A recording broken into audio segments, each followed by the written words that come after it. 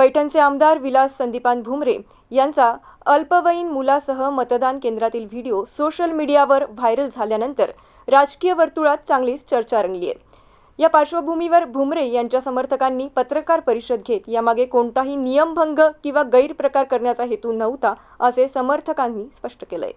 आज संपूर्ण महाराष्ट्रामध्ये अनेक विषयावर आदरणीय विलास बाप्पू भुमरे यांच्याबद्दल चर्चा चालू आहे।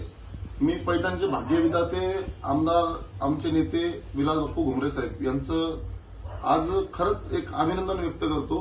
त्यांनी त्यांच्या स्वतःच्या मुलाला आज मतदान प्रक्रियेमध्ये संपूर्ण परिवारासह घेऊन गेले आणि मतदान प्रक्रिया काय असते आणि येणाऱ्या भविष्यामध्ये मतदान आणि लोकशाहीचा अधिकार काय असतो हे शिकवण्यात त्यांनी प्रयत्न केला। त्याबद्दल त्यांचं स्वागत करणे अतिशय मी मनापासून स्वागत करतो।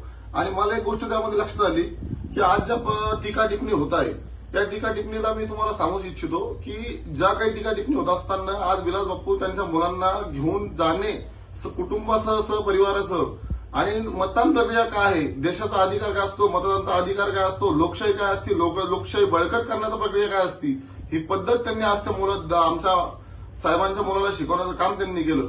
त्याबद्दल सर्वांना मी त्या गोष्टीचा एकदम आनंद व्यक्त कुठेतरी होत आहे आणि त्यांच्यावर काही टीका टिप्पणी होत आहे ही सर्वांना चुकीची प्रकारची आहे।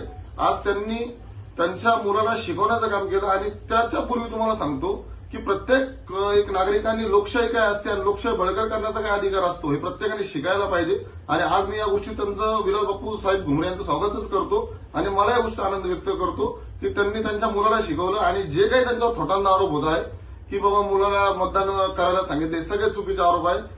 फक्त एक उत्साहापोटी त्याला एक आनंद वाटण्यापोटी त्याच्या पोटाला शाई लावली गेली आणि एक मतदान फक्त बापू साहेबांनी केलं आणि त्यांच्यावर जे काही होतंय फक्त एक बाळाला एक उत्साह होता बाबा मतदान प्रक्रिया काय असते त्या अनुषंगाने सर्व प्रकार घडलाय।